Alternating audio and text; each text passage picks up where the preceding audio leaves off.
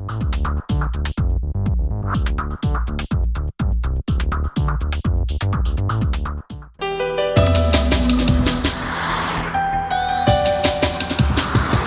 development of the new Opel Astra L is in its final stages. It should be at dealerships in 2022. The car was completely redesigned from scratch. We were invited to take part in the last test drives. Hello everybody and welcome to Just Drive. Isn't that a lovely color? This is not because the manufacturer went crazy overnight. This is a prototype car and that's why it's still camouflaged, so you cannot tell how it will look like in the end. The new Opel Astra L, and that car will only come onto the market in the beginning of 2022. But we get the opportunity to drive it today. The guys at Opel are quite funny. I mean, everyone knows Opel models that come onto the market will have the new Opel visor, and if you look at the headlights, you can also tell this car will feature it as well. But they decided to put like these ribs right here. But let's be honest, Opel, we know it, you know it, everyone knows it. This car will feature the new Opel visor. Some design elements can already be recognized under the camouflage. It is pretty sure that the new Astra will have the Opel visor as the brand face. The new front is reminiscent of the Mokka, and the rear will probably also get the characteristic kink under the taillights. The dimensions of the new one are almost identical to the previous model. It is 4mm longer, 15mm lower and has a 13mm larger wheelbase. The trunk volume also remains the same at 422 liters.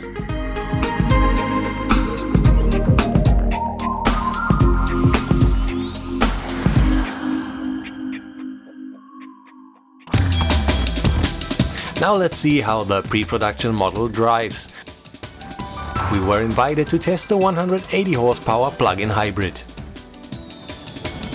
So the first thing we need to talk about, of course, is what is a validation drive. As I mentioned in the beginning, the car is not yet completely ready. There are parts of it that are ready, for example the drivetrain and the suspension, and there are other parts that are not yet fully finished, for example the steering. And then what Opel hopes for is that we will give them a feedback of what we think about the car while driving it.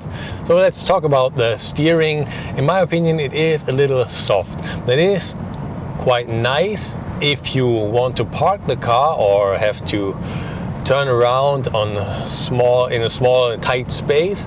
That's nice because you don't need a lot of force to turn the steering wheel. But I could imagine if you're driving on the highway, that feels a little too soft.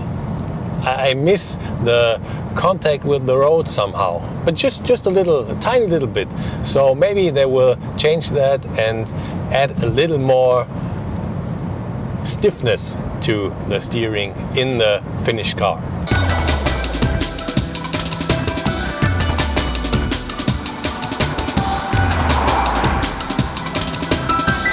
Opel attaches great importance to a good seat feeling and offers in many models seats which are certified to be healthy for your back.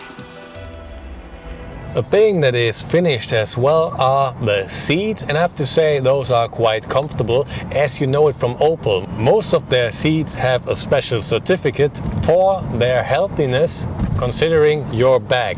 So I guess the new Astra will have these seats as well, and yeah, I really like them. They are also quite good at holding me in place in curves. I could imagine if you are a little wider, then you will miss some of that stability the seat gives you. We were able to take a look at the interior, but unfortunately we are not allowed to show it yet. The entire interior has been redesigned and looks very clean and tidy. As you can tell, the interior, there is almost nothing we can see. Most of it is not yet finished, but what you can tell is that there are some nice buttons at the steering wheel for the frequently used functions, and that part right here reminds me somewhat of the Opel visor as well, so it's very nice you have that in front of the car and in the interior as well. The dashboard is no longer that high and is elegantly designed. The entire cockpit looks like it's made of one piece and very clearly laid out. Now the Astra also comes with a head-up display and 360-degree camera system. Let's talk about the drivetrain, as this is one of the most important new features for the new Astra, because it will be available as a plug-in hybrid in 2 different versions. Right now we are driving the smaller version with 180 horsepower, so a combination of a regular combustion engine and an electric motor. And I have to say, it feels quite sporty, so if you step on the gas, the car will shift back and then accelerate. The e-motor will support the combustion engine, and that feels quite good and quite sporty. Overall, the handling is good and seems to be better than the old one, thanks to the 30mm longer wheelbase and the stiffer body.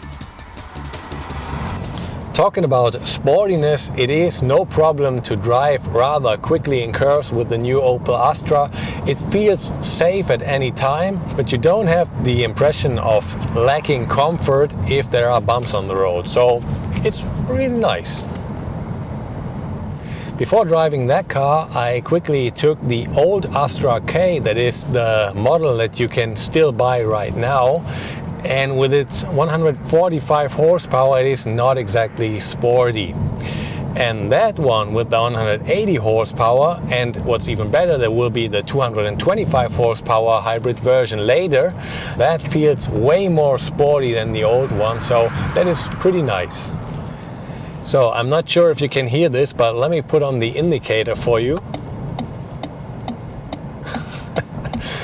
This sounds like a little hamster hitting a plastic bottle with some tiny drumsticks.